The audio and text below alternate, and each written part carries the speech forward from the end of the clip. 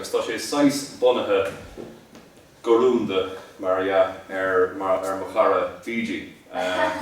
So má tá aithne go ar Fiji, tuiste go gur 6 léach agus go bhíon friplódí féinige le naide agus le mná agus gachrod. So sin 6 dána tá gist ach sa seanna stíl, le móna agus nósanna na seanscéilíochta gist. So bhír sé ag lean bheabhar go gabha gom a bheith ag léamh ó manótaí. Léachas is grá an tantáir. Ag siúling trí starada na tíre seo, siad léachra a hagan nar dróg, le héadí in agus an tolchú ó thuaig ar an móthar ag teacht as an geo. Nuair a bhaile gar sínsir le chéile fadó, ag scéalaíocht sí duile na sí. Din siadí an scéal faoi bhríon MacBriain, sa chascí trí hinne dearag faoi. Leis na seanchrainn mar bhrat ar na fachi againn, is na tréile mar chlúil ar na sléite, le dríocht agus smiotas mar scá ar an líne. Bhí brian I measc na néide. Bhí brian MacBriain có láidhars có tréan, de chathach sé carrig mar chluch, agus héag sé ag snáb na tíre I a hart, agus dólthach sé luch beag mar dheoch. Nis de hála go raibh anraí rí I géirí. Ag lorg fear chéile dá an íon, ní thiogfá ar éon bhean níos álanna I le fult bhí níos gile ná an grian. Bhí comórtas a gist, agus cúig teachtarí, sir ó dheasas ó thuaig. Bhí áileach go mná mar thuaisfread an té, a thug faoin gomórtas as a thuaig. Nuair a tháinig an nuacht chuig brian MacBriain, de rug sé ar gá ol ia bhí bra. Is de ceangail sé iad lena charabad mór agus fuair sé iscí is a fel. Leis an dá achach mór ag tarint go tréin, do chric siad cirí gan ó bhuail. De chonig sé anraí ar bhalla a bhuaing, agus cúla na léachra ag screadú. A ara, beag trí hask a dúirt anraí rí. Rámóid mé prúmsa dom riocht.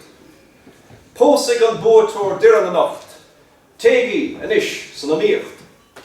An chéad task, bhí clisteacht á bheith ag an rí, le céirdíocht gus alíonn ar bon, de gabh dir an áling ú timpeall an trua, gus céir sí ar bhríon le clún. Cantá dhéanamh go sabach, ar siise le gáir an súil, tuair trí riomh a grúigeadam, steirna mé le, ag brian gur bhí misteir a dúig.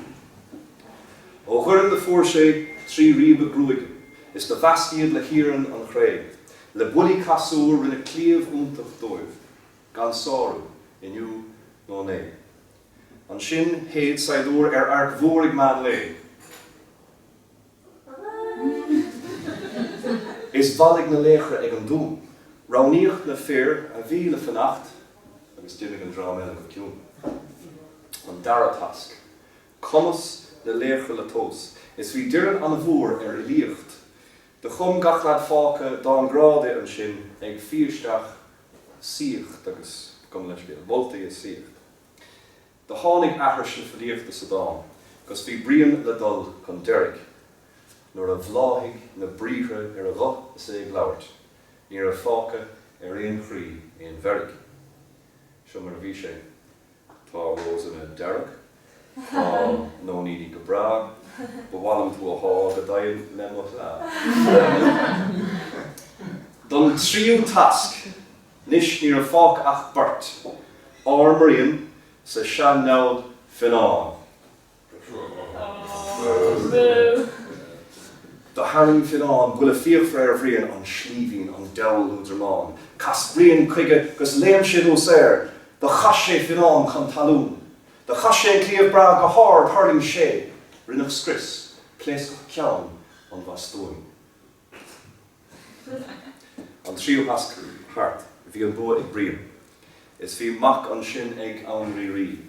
De fósach an lánóin is bhar siad go sunna, le brian mar rí I géirí.